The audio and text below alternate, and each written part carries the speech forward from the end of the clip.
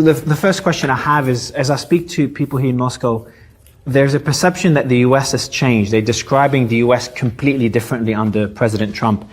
Do you think the US as a culture, not only the perception, but do you think has it fundamentally changed and their perception of Russia and President Putin? I think what is going on in the United States is a return to normalcy. The United States has always been the country of two big parties who competed between themselves, who changed ownership of the White House. But the division during my years in the United States, which is starting from 1981, I've been there several times, serving for a long period. Compared to that time, the division now is absolutely striking. On that occasion, the main dividing line between the Democrats and the Republicans was more taxes, less taxes, abortions, things which would be part of a normal Christian life, and within this Christianity values, the entire politics were built, arguing with each other, but within the values which everybody accepted. With the introduction of neoliberal ideas, neocon ideas, but mostly neoliberal ideas, the divide became deeper, wider, and culmination was the first election of President Trump, which he himself admitted was a surprise to him, and he wasn't really getting ready. Now he is ready, and it is clear how many, 49 days yet, and such a rich agenda is already thrown into the public domain. So this split motivated, first of all, by the departure from Christian values, by the leadership of the Democratic Party, in my view, by promoting without any limits the LGBTQ, whatever comes next. Same, I mean, one WC for any gender. I once found myself in Sweden where the OSCE was conducting a ministerial meeting, and it was in a stadium specially arranged for the ministerial meeting, and I wanted to get out and to go out and saw WC sign, and I asked the guy who was accompanying me whether this was gents or ladies. He said everybody. It's. I don't want any of my friends to experience this themselves. So this, and this is just, of course, a tiny manifestation of those divisions, but the America as we Rust Belt America is, of course, not very much keen to embrace those values, and the persistence with which, fanatic persistence with which those values were promoted to the population certainly made quite a number of people to decide for themselves that this is not what they want, and they supported Donald Trump. So it's back to normalcy as we understand normalcy. We are Orthodox Christians. The values are basically the same, though Catholicism now is becoming more and more deviating to the new trends which we cannot understand and which we would not accept. But the fact that a normal administration without any, unchristian ideas came to power, and the reaction was such an explosion in the media, in the politics all over the world, is very interesting and is very telling. When we met, I hope I don't reveal any secret, when we met in Riyadh with Marco Rubio and Mike Waltz and Steve Witkoff, they suggested the meeting, and they said, look, we want normal relations. Normal relations in the sense that the foundation of the American foreign policy under the Trump administration is national interest of the United States. This is absolute and without any discussion. But at the same time, we understand that other countries also have their national interests. Right. And those countries who have their national interests and don't play into the hands of somebody else's interest, right, we are ready to have serious discussion. It is very well understood, they told us, that countries like the United States and Russia would never have their national interest the same. They would not coincide maybe even 50 or less percent. But when they do coincide, this situation, if we are responsible politicians, must be used to develop this simultaneous and similar interest into something practical which would be mutually beneficial, be it economic projects, infrastructural projects, something else.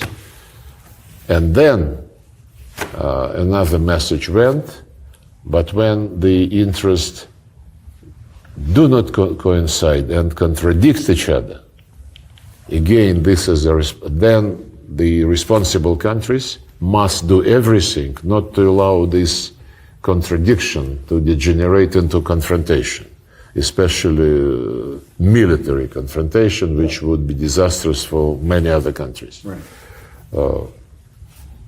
We told them, we fully share this logic. It's absolutely the way President Putin wants and does conduct our foreign policy. He always, since he became president, underlines in his contacts that we are not imposing anything on anyone, and that we are looking for a balance of interest. Same logic, absolutely. And some people would say, "Oh, Russia is now changing and is turning away from the East, from China, from India, from Africa." It's an illusion. And euphoria is not what should be guiding us in foreign policy. By the way, China, for decades, has relations with the United States based exactly on the formula which I just described. Mm-hmm. They sometimes call each other names, which we don't mind. I mean, we also, in modern diplomacy, are using to get to new vocabulary. But they never interrupted the dialogue. They would say, hands off Taiwan, hands off South China Sea. But let's meet and talk. It's the same approach, the same logic, which is now accepted by the Trump administration in its relationship with the Russian Federation. And I think it's only right. There are no two persons who would be 100% alike. And same with countries.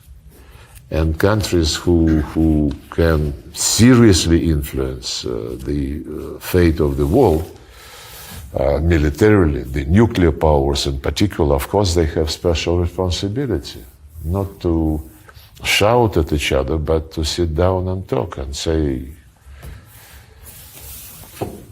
More or less like it was handled by cowboys in many of the Hollywood movies. He said that you know, and I know that you know that I know, and what are you going to tell me? Something like that. Yes, please, Andrew. So, Mr. Minister, a pleasure to be here. An early happy birthday to you. You'll have a special birthday coming up. I have the same one shortly afterwards. Really? Yes, we are the Same day? No, shortly after. We are the same age. We're born in the same year. Yes. And thank you for inviting us here.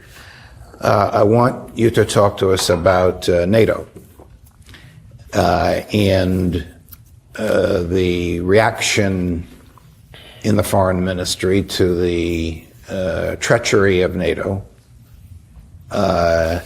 and how the foreign ministry will view it if and when the United States leaves NATO. Well, it's a long story, of course, and it is a story about illusions, beliefs, disappointments, about partnership degenerating into rivalry, and then confrontation and animosities. I wouldn't recite the story about how the Jim Baker and others promised to Gorbachev that NATO wouldn't move an inch to the east, and when they had to modify this offer because GDR and West Germany were merging. It was agreed on paper legally. Now they say that there is no legal obligation not to expand NATO. Fine, if you can only be made implement your promise by court, then of course you need legal obligations all over you. But if you are a person of dignity, a man of dignity, if you agreed on something by political commitment, you have to deliver. But at that time, when Germany was reunified, it was written in a legal paper, this 2+4 process, that GDR would become part of Federal Republic of Germany, and thus would become part of NATO, but there would be no NATO infrastructure whatsoever on the GDR, former GDR territory. They are backtracking on this one now again. They are deploying some NATO command in GDR, in the East Germany. But Gorbachev believed that this was the serious promise, serious commitment. Then we were very much disappointed to watch how NATO not only, of course, admitted East Germany, but by 2004, the expansion the NATO expansion included the 3 Baltic republics, former republics of the Soviet Union, and then this ball was rolling, picking up more and more contenders, those who wanted to become the members. And Foreign Minister Primakov in 1997, he was suggesting to have some understanding between Russia and NATO. NATO-Russia Founding Act was negotiated, which was about equality, about mutual respect, about cooperation in various fields against terrorism, against illegal migration. Actually, on that basis, NATO-Russia Council was created, which was running like 80 to 90 projects annually. There was cooperative program on Afghanistan. The Americans would get the Russian helicopters, we'll pay for them, we would service them on the ground. The Russian Soviet-made helicopters were most appropriate for the Afghan conditions. Counter-terrorism, drug trafficking, and then the expansion continues. And at some point, it was still Yeltsin. Primakov already became prime minister. And in 1999, there was an OSCE summit in Istanbul. And Yeltsin went there. They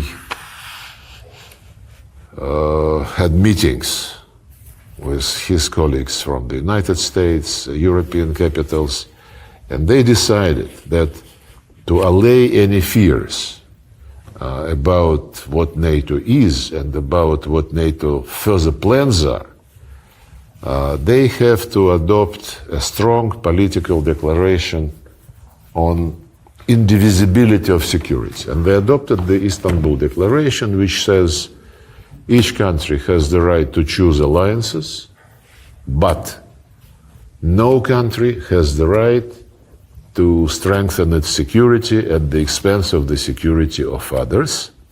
And therefore, the most important paragraph, and therefore, no country, group of countries, or organizations in the OSCE area could ever claim dominance. NATO was doing exactly the opposite. So now, after the beginning of the special military operation, which, as Putin repeatedly stated, was the decision, because all other attempts, all other alternatives to bring things into some positive dimension failed. For 10 years after the illegal coup in Kiev, in violation of the deal signed the night before and guaranteed by the Germans, French, and Poles, 5 months, the deal was about 5 months period to prepare for general elections, and in the meantime, government of national unity would rule. Next morning, the opposition took government's building, went to the crowd in the Maidan, and said, "Congratulate us, we created the government of the winners." Winners and national unity, it's slightly different. I hope it will be national unity in Syria, but so far it is really a dangerous place. But in Ukraine, when these people who came to power through the coup, and their first statement was that they would cancel the status of the Russian language, their first action was sending armed fighters to storm Crimean parliament, when they called terrorists the citizens of eastern and southern Ukraine who said, "Guys, wait a minute, you came to power by an illegal coup. We don't want to take any orders from you, leave us alone." And they said, "Oh, you are terrorists." And they started army operation against their own citizens, thus launching the war, which ended in February 2015 by signing the Minsk agreements, which President Macron tries now to interpret as something which Putin didn't want to implement.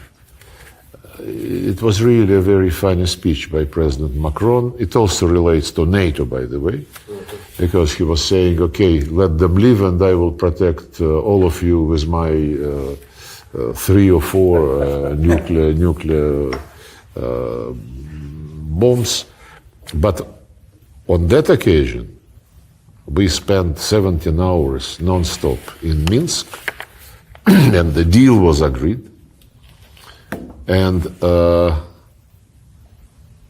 after that, well, I'm deviating from NATO, but you would understand me.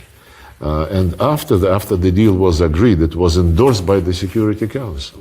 And a very interesting moment. When we finished negotiations, Poroshenko, with support of Macron and Merkel, of Hollande and Merkel, said that he would not sign this paper unless it is signed by the separatists, as he called them.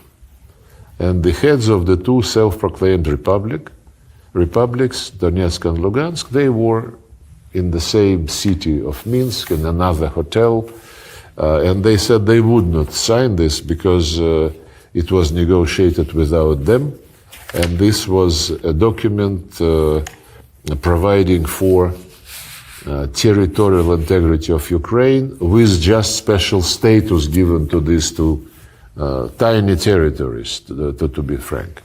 And that they already proclaimed independence, they cannot betray their people, and they took us and some persuasion to make them sign this paper, which indeed said special status inside Ukraine, Russian language, the right to be consulted when prosecutors and judges are appointed for these municipalities, actually, but their rights, the special status must be consolidated in the constitution, and the exact language must be negotiated directly between Kiev and these two places. It's part of the Minsk agreement endorsed by the Security Council. Now, I mean, very soon after it was in force, the Germans, the French, and the Ukrainians themselves started saying, we never talked to the separatists. And Macron, when he came to Moscow just a week or so before we started the military operation, he was at a press conference, and then during this infamous phone conversation with Putin, which he, President of France, leaked, yes. He was saying that, Vladimir, you cannot insist on this legitimate government agreeing to talk to the separatists. And Putin was objecting, saying this government came to power as a result of a coup. Let them be grateful to all of us that we are trying to legitimize this entire situation and this entire country. But don't forget that the Minsk agreements bluntly say direct dialogue with this whom you call separatists. It's a very shameful way which the French and the Germans behaved, and eventually those who signed on behalf of Ukraine, Germany, and France, Poroshenko, Merkel, and Hollande, being retired already, they stated in an interview, we never intended to implement this. We just needed to buy time to push more weapons into Ukraine. And of course, NATO was playing a key role. This Ramstein process led by the United States during Biden time. Now the Americans want to give it to the Brits, I understand.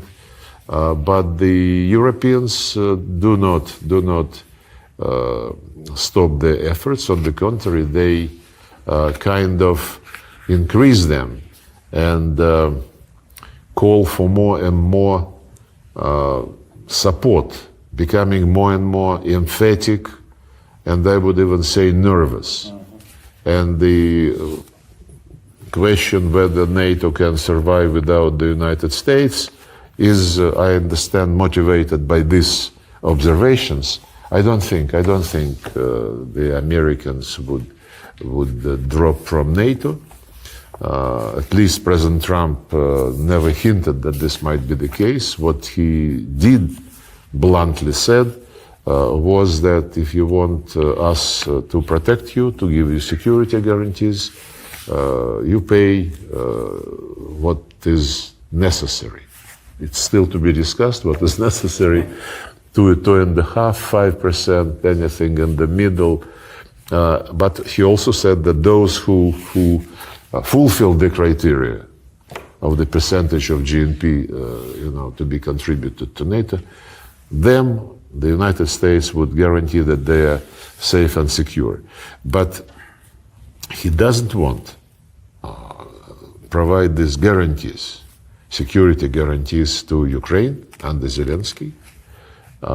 He has his own view of the situation, which he bluntly presents every now and then, that this war should have never started, that the pulling Ukraine into NATO in violation of its constitution and violation of the Declaration of Independence of 1991, on the basis of which we recognized Ukraine as a sovereign state, for several reasons, including that this declaration was saying no NATO, no blocs, neutral status.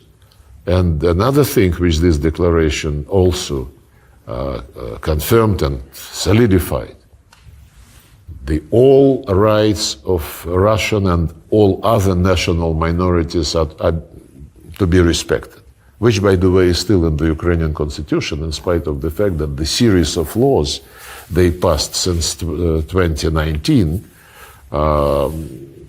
culminated in total prohibition, legal prohibition of the Russian language in media, education, culture, even in day-to-day life. If you come to a store and asks the store attendant to be assisted in Russian, he or she might tell you to speak the right language. Such issues happen. And of course, this was a very different situation. Since then, they included the NATO membership into the constitution while keeping the national minorities guarantees. They declared that NATO is the future of Ukraine, European Union also. When they started saying these things, European Union still kept some resemblance of an economic grouping. Now it lost it altogether, and Führer Ursula is mobilizing everybody, everybody to remilitarize Europe. Some unbelievable sums of money are being mentioned. And many people think that this is a trick to divert attention of the population from those dozens and hundreds of billions of euros which have been spent during the COVID days and during the assistance to Ukraine without proper auditing. It's a discussion which is being raised. EU also lost its independence. It's lost its economic meaning, because when a German government spokesman says, no, we would never restore this gas pipeline, Nord Stream 2, because we have to get rid of the dependence on the Russian gas. But this was the basis for the German economy, for prosperity of the German economy. They pay now 4 or 5 times more than similar industries pay for gas in the United States. And business is moving to the US. Deindustrialization of Europe is taking place. And they are ready to sacrifice all this just for the sake of achieving ideological goal, defeating Russia. They were saying in the battlefield, Russia must be strategically defeated. Now they say we would not accept capitulation of Ukraine. It's a change. A change, almost 360 degrees, as Annalena Baerbock says. But European Union is no longer a peaceful economic project. They want their own army. Speaking of the future of NATO, there are voices. Okay, if the United States doesn't want to be actively involved in European affairs, let's have our own NATO, our own military alliance. But this is the game and process. Some statements are intended, just to test the ground. What will be the response from the other side of the ocean? And I think 1.5 years ago, European Union, they signed an agreement with NATO, which basically subordinated EU to North Atlantic Alliance, providing this mobility. In other words, NATO equipment, NATO troops can use the territory of non-member, non-NATO EU states. If there are such states still left, it's Austria, Ireland, but it is not that that important, because they always think eastward. And to say, for peace-loving people, to say Prime Minister of Denmark, she said that these days Ukraine is weak, Ukraine cannot be fairly treated now, therefore for Ukraine today peace is worse than war. She said this. Let's pump Ukraine with weapons again, and when we have shaken Russian position, then let's see whether we can talk. And the chief of German intelligence a couple of days ago said that it would be bad for Ukraine and for Europe if the war ends before 2029, and 2030 even better. Yes, they say these things. And when President Trump was interrogating President Zelensky in the Oval Office, asking him many times, "You don't want to negotiate?" Zelensky was trying to avoid an answer. And of course they are very much concerned that irregularities, let me put it very mildly, by the Biden era with Pentagon supplies to Ukraine, without possibility to see where this money went. Elon Musk is trying to do this. We are not taking any pleasure from this. But this is about governments, the Biden administration, Ursula von der Leyen and her commission, the Brits, who regularly accuse Russia of corruption, who regularly accuse Russia of violating human rights, and who basically, whatever international issue they discuss, they start with human rights. Right. Iran, Venezuela, Cuba, of course, Nicaragua, South Africa now violated human rights by passing a law on land.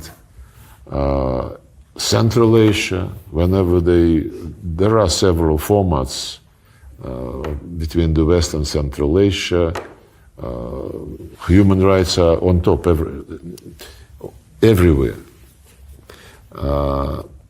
But on Ukraine, where the Russian language has been exterminated legally. And physically, there is a special agency to watch for this legislation to be fully implemented. Nobody ever mentioned human rights except us. Now Hungarians, Bulgarians start raising this issue because they also have their minorities. In Ukraine, which was carved up mostly by Stalin after World War II, cutting through the basically like colonial powers did in Africa. Look at the African map. Just by a ruler, they draw the borders. In case of Ukraine and its neighbors, it's different because it was individually carved out. But divided nations, yes. And therefore, after the coup, when we started talking to Poroshenko, when he was pledging that he would never allow the war between the Ukrainian army and the eastern citizens of Ukraine, and when he was saying that we will be faithful to our commitment regarding national minorities, federalization was very seriously discussed between myself, John Kerry, Cathy Ashton, who was the EU foreign policy boss at that time, and the guy whom Kiev delegated. It was April 2014. And we seriously discussed, nobody mentioned Crimea. It was a done deal already. And we developed a paper saying that there must be some gathering of the heads of the Ukrainian regions, and they have to discuss how to continue to live in a state which used to be unitary state, but the minority rights mattered. It was 2014. Then everybody forgot about this. Zelensky, who also came to power under the slogan that he would implement the Minsk agreements, less than a few months after he was inaugurated, he was saying very different things. We are a unitary state, there would be no special status, I don't talk to separatists, and so on and so forth. Another lie which Emmanuel Macron said in his recent pathetic statement was about a meeting in Paris in December 2019. Macron, Merkel, Putin, Zelensky, which the Germans and the French convened to save the Minsk agreements. And there was a preparatory work which culminated in a draft document agreed by experts, by ministers of the four countries, and then presented to the presidents and chancellor. And it was, consensus. It was consensus, and it said that there would be disengagement at 3 areas on the line of contact immediately, as the beginning of disengagement of forces along the entire duration of the line of contact. Agreed. And when it was shown to the leaders, everybody was satisfied. Zelensky said, no, I can only agree to try to do this in 3 experimental areas, not along the entire line of contact.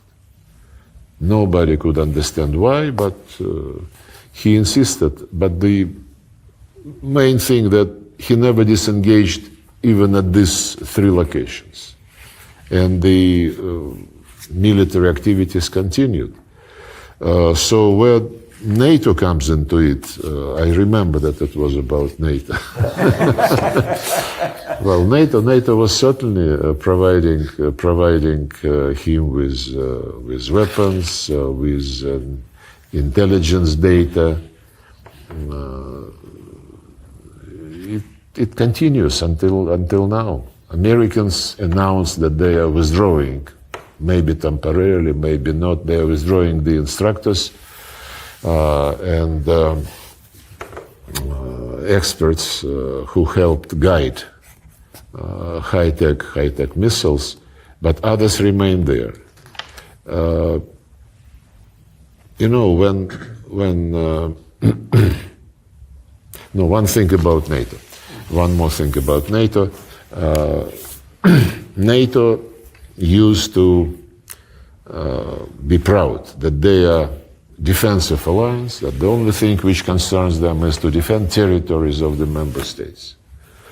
A couple of years ago at a summit, I don't remember where that summit was, the then Secretary General Stoltenberg already said, we need to be more active in Indo-Pacific region.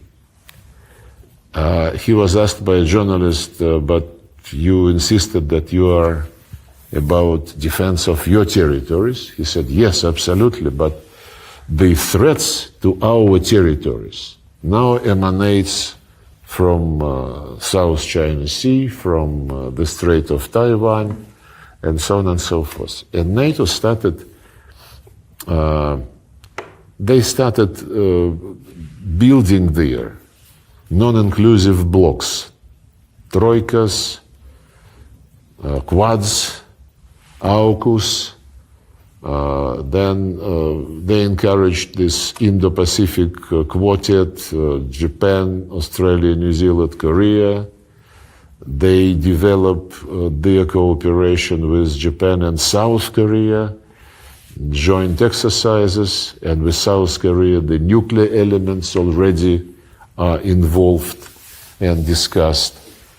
So NATO, they are opening, as far as I understand, an office of NATO in Tokyo or on some of the islands. They're trying to pull some ASEAN countries out and to bring them into this limited membership closed clubs. Philippines is case in point, Singapore is case in point. And the concept of security, which was developed by ASEAN through many decades, and which included participation of everybody on an equal footing, including China, US, India, Russia, Japan, Australia, New Zealand, Korea. This concept, based on consensus, is now being undermined quite considerably, which is very interesting because it coincided with the period when we started rethinking our own security and Eurasian security. Exactly Eurasian, not European, Eurasian. Each continent, Africa, Latin America, they have continental-wide organizations. African Union, CELAC in Latin America and Caribbean, and only Eurasia, the biggest, the most prosperous, the most developed and rich continent, doesn't have a continent-wide organization. All attempts of Russia to be part of some security cooperation process were about Euro-Atlantic schemes. OSCE, NATO, Russia, EU became Euro-Atlantic very soon, and it didn't work.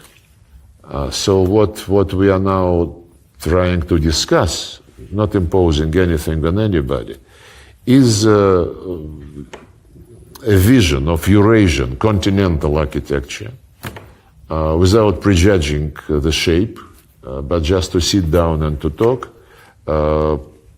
on the basis of openness of this hypothetical eventual architecture to all continental countries.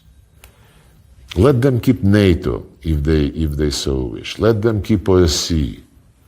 But there are Eurasian Economic Union, Organization of Collective Security Treaty, Commonwealth of Independent States, ASEAN. There is an organization of the countries of South Asia, not very active, but still. There is Gulf Cooperation Council by the Arab monarchies who are now normalizing their relations with Iran, and we, promote this. So all these sub-regional developments, most of them are economic, and it would not hurt if we unite these efforts, organize a division of labor to save money, to save effort, to harmonize the economic plans. Putin called it Great Eurasian Partnership. And who knows, maybe many years from now, it would be a material basis for some security architecture, which must not be close to the western part of the continent. Well, this is not very brief, but Fascinating. Shortly about NATO. Yeah, Larry, please. I'm not sure I trust my own country. And I know that the Russian government is quite sincere in looking to pursue a diplomatic solution. What troubles me, and it's something that I continue to hear now from people in significant positions, just as the United States cynically developed a relationship with China in 1972 under Nixon, it was for the express purpose of going after then the Soviet Union, wanted to make sure that they split them apart.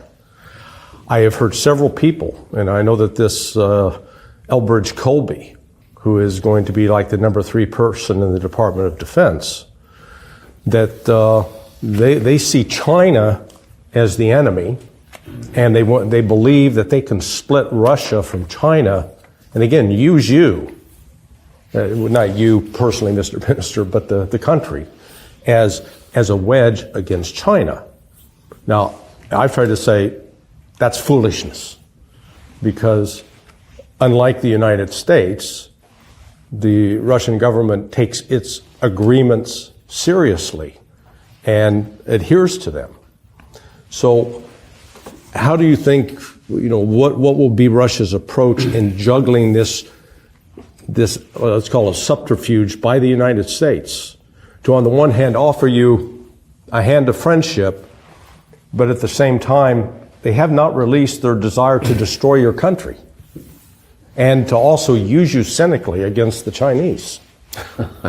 Well, we have been through this, as you mentioned, in 1972, when Nixon wanted the relationship in this triangle to be like this. The relations between the US and China and the US and Russia, both must be better than the relations between Moscow and China. Yeah. A combination.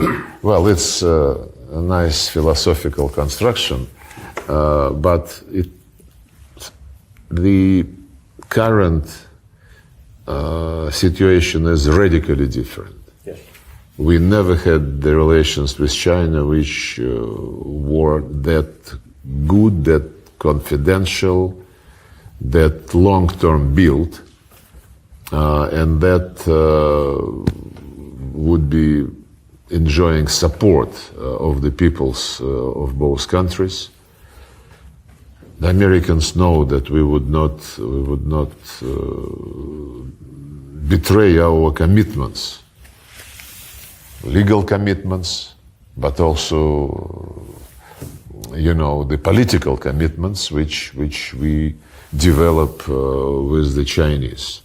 We have problems, we have difficulties in our relations, mostly because of the sanctions, because the companies want to avoid being punished. Some of the very promising projects, logistical, infrastructural projects in Siberia are being delayed, but we are not in a hurry. And the Chinese, of course, are never in a hurry. They always see over horizon. This is the national character, and we respect this. Actually, again, I wouldn't probably reveal a secret. When Biden and Putin met in June 21 in Geneva, it was in the middle of COVID-19 pandemic, coronavirus, what have you, and in a brief discussion, and with only the foreign ministers present, Biden said, I start rethinking the absolutism of democracy, because the countries who have authoritarian rulers, they cope much better with the COVID infection than we are. In our case, each state has some kind of leeway, and they decide to vaccinate or not to vaccinate. And the Chinese and Russia, he said, acted better than many others. But this is a philosophical discussion. You can argue whether in the same logic, whether 4 years is enough for doing something long term, especially with these modern, very complicated, sophisticated technologies which require retuning of sectors of economy, and whether 4 years is enough, or maybe even 2 years, because if you lose midterm elections, the Congress would not allow you to deliver. I don't know. I think the answer is, let each nation choose its destiny, its future. It will be exactly in line with the United Nations Charter, which says sovereign equality of states, no interference. One example, Afghanistan.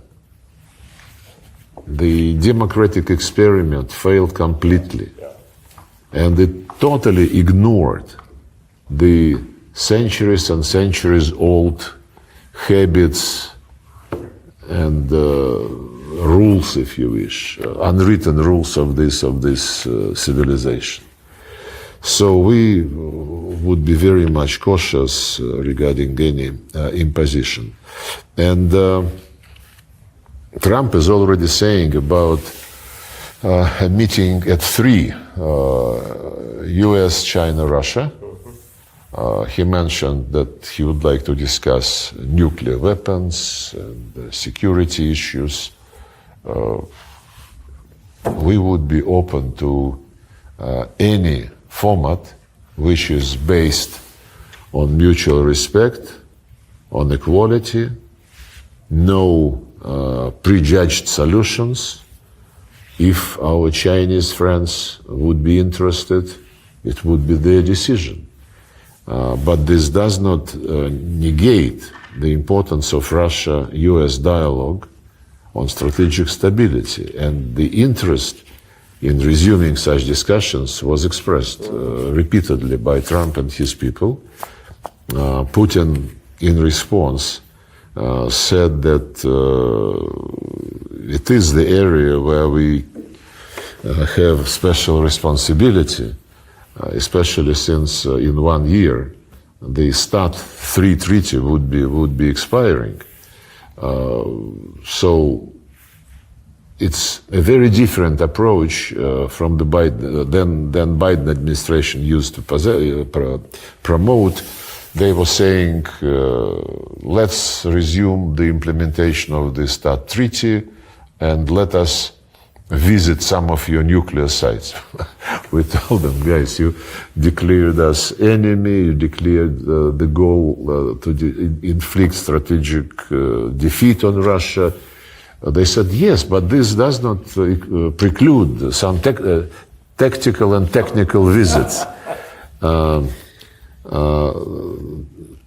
Trump's position, as I said at the very beginning, is that whatever differences we have, don't allow them to degenerate into a war, and whatever interests come the same way, don't waste the chance to develop this into some practical and useful. Yes, so it seems, and Marco Rubio said it himself, we're walking into a multipolar world. And you said, the Chinese and to an extent the Russians as well, you always look at the horizon and ignore short-term developments.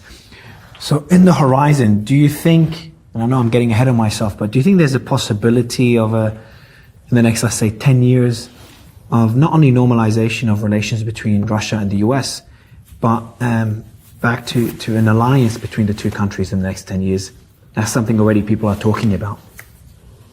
The alliance means, at least historically, and this is deeply in our mentality, means that you are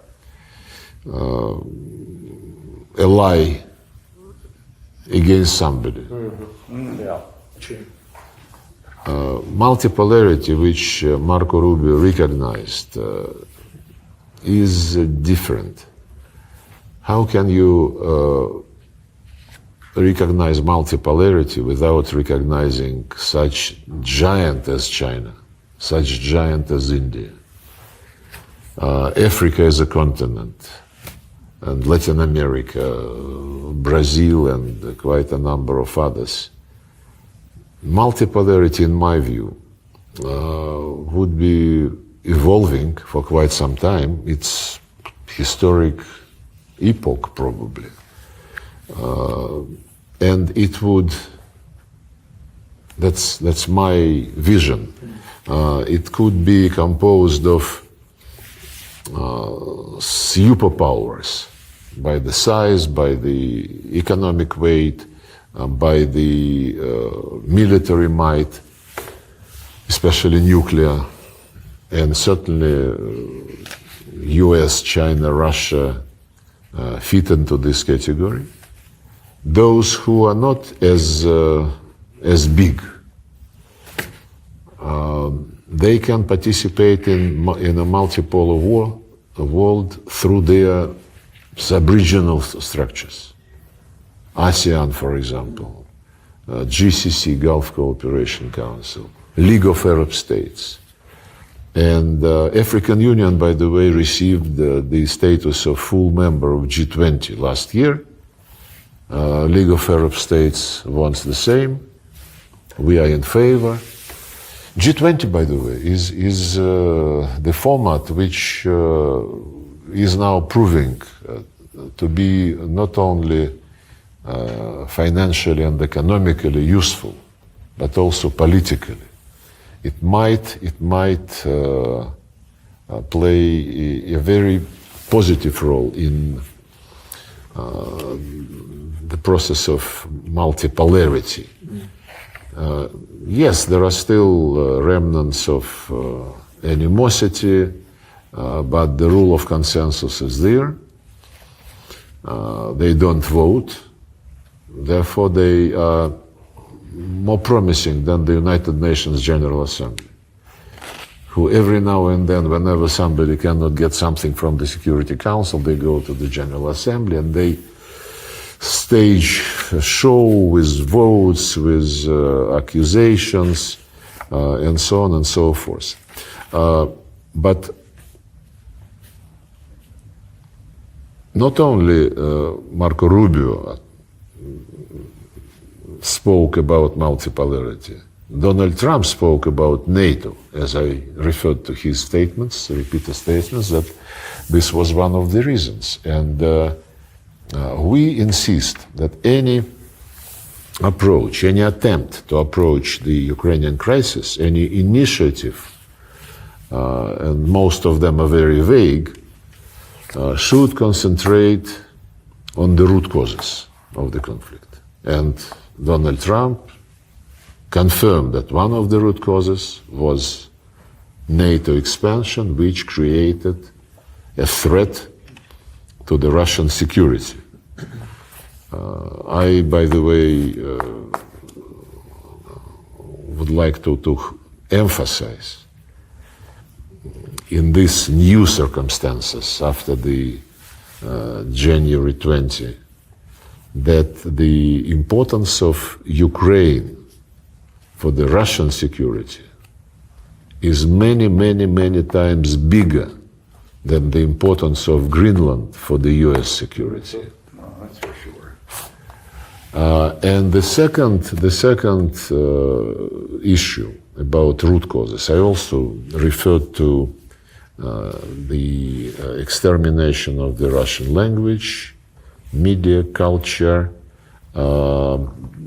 prohibition of opposition parties, prohibition of some opposition media, even published in Ukrainian language and operating in Ukrainian language, murder and disappearance of journalists, not to mention the military crimes, war crimes against the people in Donbass immediately after the coup when they called them terrorists. And all this grossly violates the UN Charter, which says everybody must respect human rights of every person, irrespective of race, gender, language, or religion. It's on top. It's Article 1 of the UN Charter.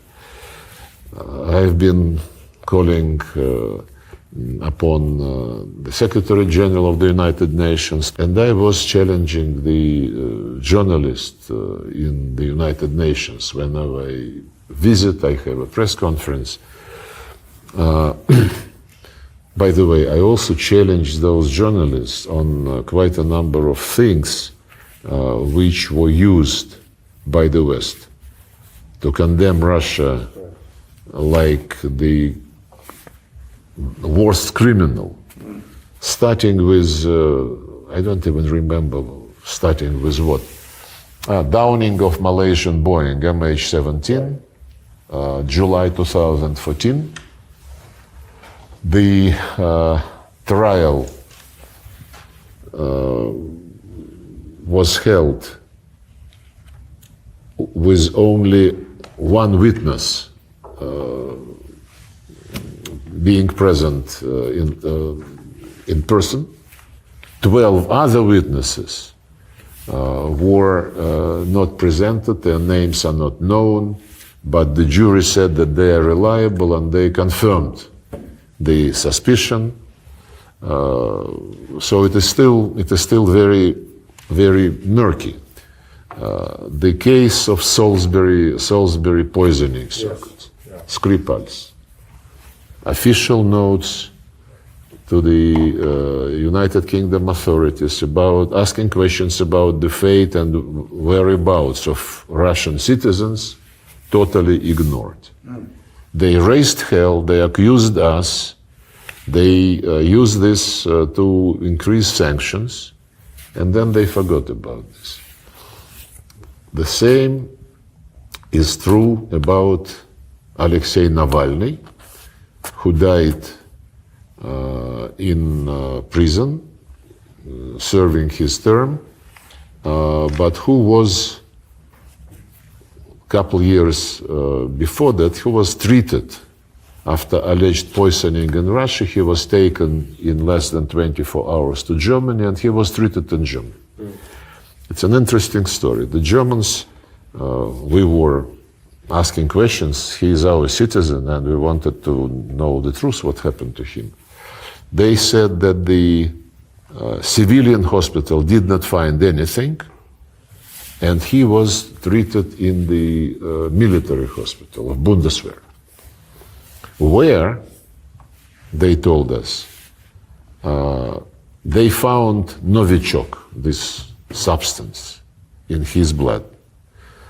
We asked to see the test. Right. It's only natural. He's our citizen. We're being accused of maltreating him. They said, no, we are not giving this to you because you might find out what level of expertise we have in biological substances. Yeah. And we are giving this to Organization on Prohibition of Chemical Weapons.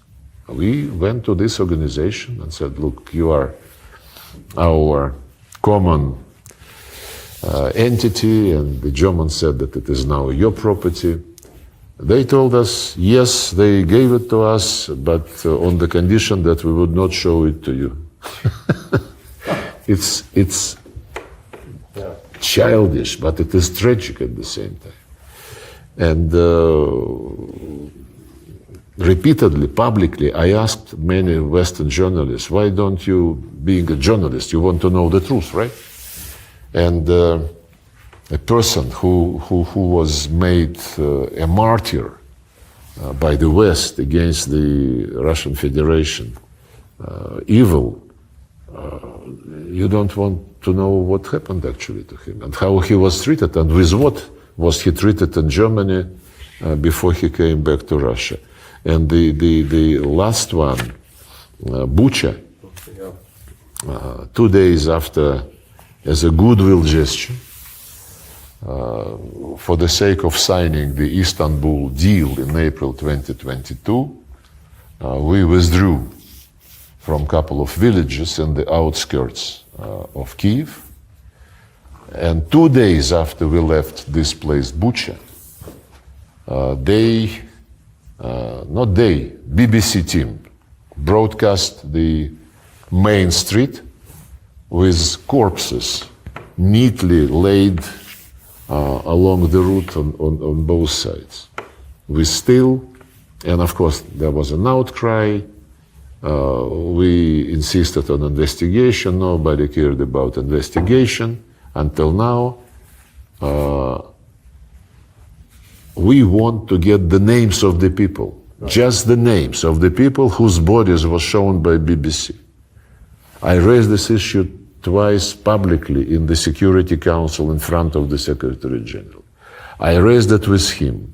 We sent a formal request to the human rights, to the High Commissioner on Human Rights of the United Nations. No response. And twice I raised the issue in New York, in front of all foreign correspondents, just appealing to their professional drive, to no avail. Speaking on human rights and on the sincerity of our Western friends, Europe and the UK, they certainly want this to continue. The way they received Zelensky in London after the scandal in Washington, and it's an indication that they want to raise the stakes, and they are preparing something to pressure Trump administration back into some aggressive action against Russia. We are philosophical about this. We know what we are doing. But I am mostly amazed with this peacekeepers obsession. Peacekeepers, let's stop. Macron says, let's stop in 1 month. Peacekeepers would be deployed. Then we'll see what to do next. It is not what we say is required for the end of this war, which the West waged against us through Ukrainians with their direct participation of their military. We know this. If NATO expansion is recognized, at least by Donald Trump, as one of the root causes, then the presence of the troops from NATO countries under any flag in any capacity on Ukrainian soil is the same threat. You won't accept it under any conditions? Under any conditions, well, nobody is talking to us. They keep saying nothing about Ukraine without Ukraine, but they do everything about Russia without Russia. Planning. Trump, by the way, when asked about peacekeepers, he said, well, it's too early to discuss this, but normally you need the consent of the parties. Why should we give consent to the peacekeeping force or peacekeeping group even, not force, though they want force, from the composed of the countries who declared us an enemy, and they would come as peacekeepers. And the second thing is the rights and the fate of the people who live not only on the liberated territories, but on the territories under the control of the regime. They also, most of them, speak Russian. They were brought as part of the Russian culture. And they want their kids to know Russian and to learn Russian. My question was whether this law, or several pieces of law, prohibiting Russian language, whether this would be cancelled on the territory which would be left of Ukraine. There is no answer. We'll see later.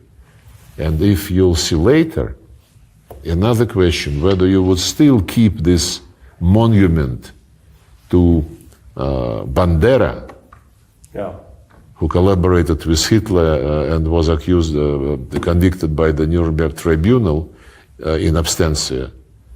And this monument, for the first time, Israeli ambassador was shown, and he said, I never suspected that, this was the case. Israeli minister. Minister of Foreign Affairs. Yeah. Right. So the rest of Ukraine would keep this monument and would keep prohibition of Russia, would stage the torch marches with insignia from SS divisions. Then, with all respect, this would be not a group, a force keeping peace. This would be a group keeping and protecting the Nazi regime. Right. And this is absolutely non-starter. May I ask you about Gaza? President Putin has expressed outrage at the genocide in Gaza. What will be the position of the foreign ministry if the Netanyahu regime attacks Iran, as Prime Minister Netanyahu has publicly threatened? Unfortunately, we used to have good relations with President Netanyahu. Putin always is underlining when he speaks about this region that the solution is impossible without a Palestinian state and without a reliable security arrangements for Israel. The two states were created by the decision of the General Assembly, 1948. And the decision, I don't remember the exact wording, but the decision basically conditioned the creation and existence of one state against the creation and conditions of another, and the existence of another. Now everybody who wants a Palestinian state speaks about 1967 borders, which is very different from 1948 borders, which were supposed to be the borders of Israel and of Palestine. If you take a look at a map now, 1967 borders is like galaxy compared to what you have, and the West Bank is all in settlements.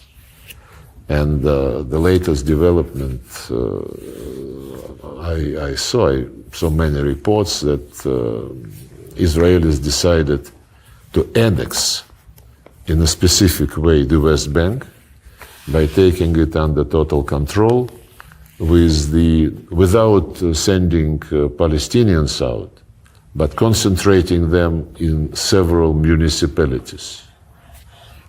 Not in camps, in municipalities.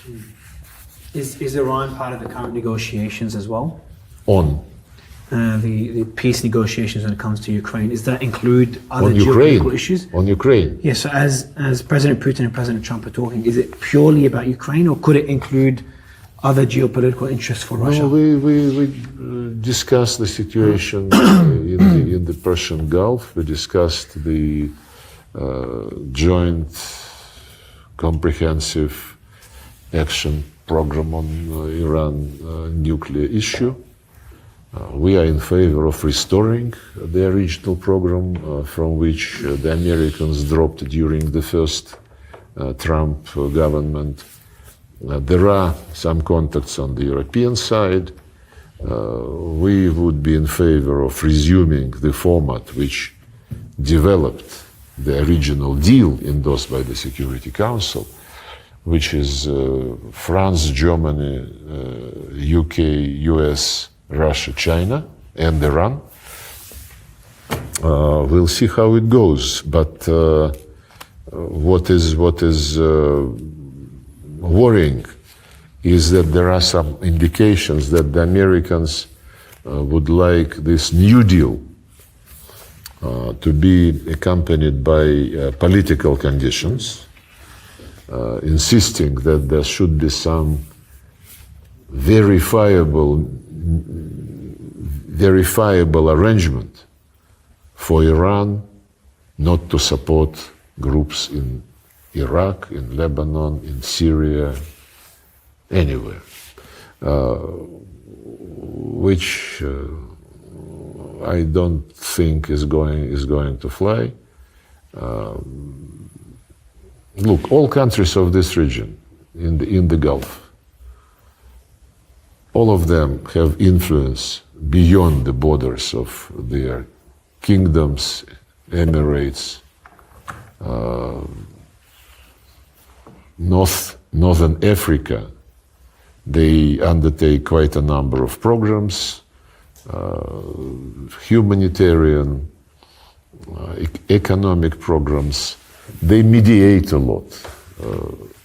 Sudan, for example, and domestic crisis in Sudan is being handled one way or another by some players in the Gulf. So to say that everybody has this right to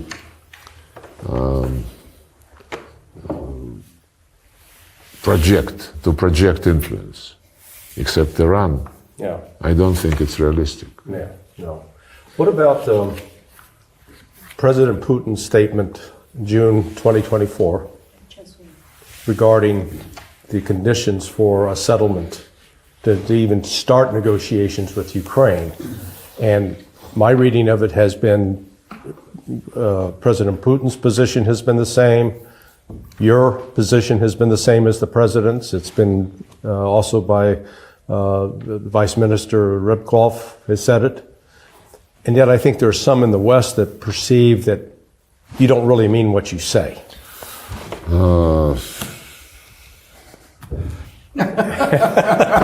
Great answer. Let them be misguided. Yeah. Our conscience is very clear and clean. Yes. And it is clean not because we use it seldom.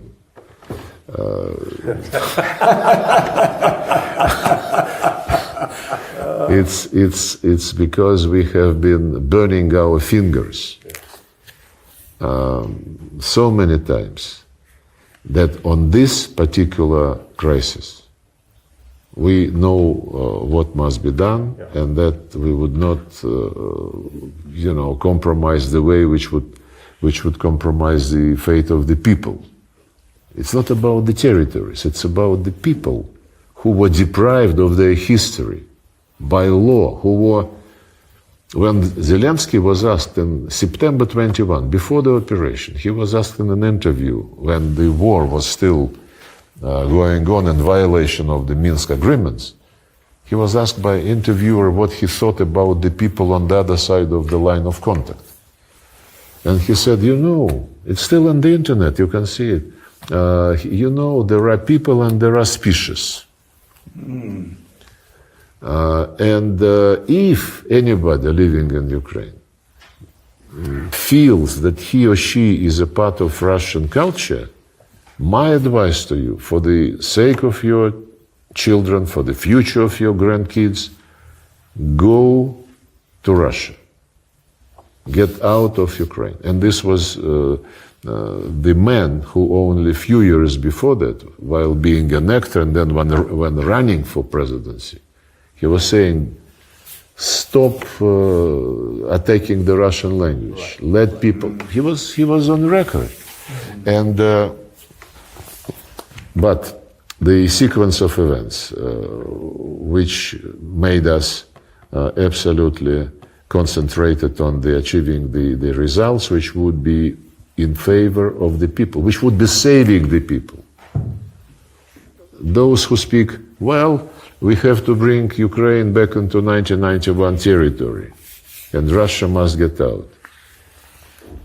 Territories are important only because people live on these territories.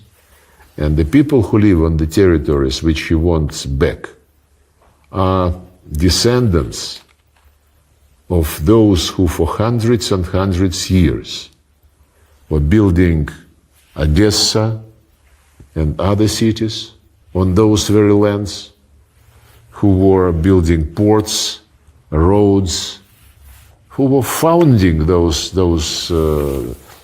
lands and who associated with the history of this land. By the way, UNESCO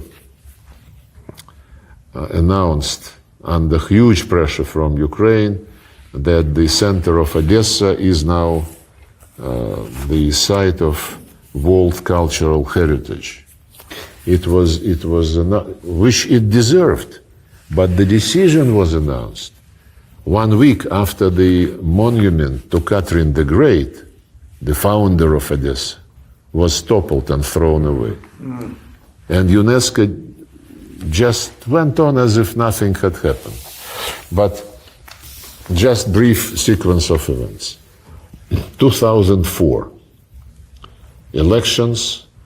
The two candidates, one is considered pro-Russian, another is considered pro-American. He is married to some American politologist. The second round of elections in 2004, the pro-Russian candidate wins. But the crowd, instigated by the Europeans mostly, demands reconsideration of these results, and under huge pressure, the Constitutional Court of Ukraine adopts a decision to hold a third round, which is not provided for in the Constitution. Constitutional Court expanded without any right the constitutional procedures. Then the pro-Western candidate wins, Mr. Yushchenko. Fine. There was no Maidan, no revolution, nobody was instigating people to do it. And then at the next presidential elections, the candidate who was considered pro-Russian, Mr. Yanukovych, he is winning in a very clean way, nobody challenges him. But then, Mr. Yanukovych, in 2013, maybe even earlier, but in 2013 it culminated. He started negotiations with the European Union on getting association agreement. And it became known, you cannot hide such a thing. And our experts started explaining to Ukrainian colleagues that if you go to the association status with European Union, you get zero tariffs on many items. And you, Ukraine, have zero tariffs with us, because the Commonwealth of Independent States has a free trade area. Right. But we have quite a protection in our trade with European Union, which we negotiated when we were joining WTO. So it might be a situation whereby European goods, from which we negotiated some protection, would be fleeing into Ukraine, and there is no customs border between Ukraine and Russia. So we would have to close this border. Then he said, well, I have to, we even suggested to the European Commission, who was headed by José Manuel Barroso at that time. Putin proposed to him, let's seat the three of us, EU, Russia and Ukraine, and see how we can handle these discrepancies, you know, so that nobody suffers. He said, none of your business, we don't discuss Russia-Canadian trade, you know. You do what you want. And then Yanukovych asked for postponement of the signature of this association agreement. Just he said, I want to understand this better. How can we handle it? This was the trigger for that Maidan. Well prepared, hundreds of tents of the same make, the same color, the same everything. And this Maidan culminated in February 2014, when Germany, France, European Commission negotiated between the legitimate president and the opposition. And that's how it started. And they reached a deal, which, as I said, was disrupted next morning when the opposition said, we are now the power, the government. Had they delivered on the deal which they signed with the help of the Germans, the French, and the European Commission, Ukraine would be exactly, by now, where they wanted it to see, 1991 borders, including Crimea. They decided to be impatient, because had they waited 5 months for the elections, for the early elections, they would have won, because the electorate in Ukraine was very heavily massaged by USAID, National Endowment for Democracy. and the figures which are popping up now and which Trump was reading out in Congress,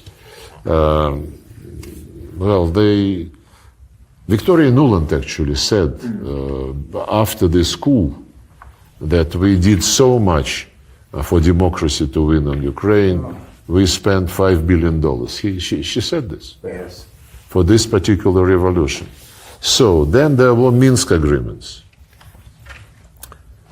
Had they delivered on the Minsk agreements, they would still have been in 1991 borders minus Crimea, because Crimea was never mentioned during the Minsk negotiations. Everybody understood that this was a very clean, fair vote of the people.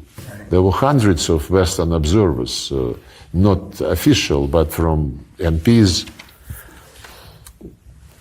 April 2022, Istanbul.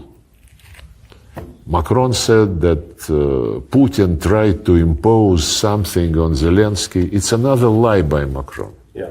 Because the paper which was initialed by us and Ukrainians was prepared by Ukrainians. And we accepted this.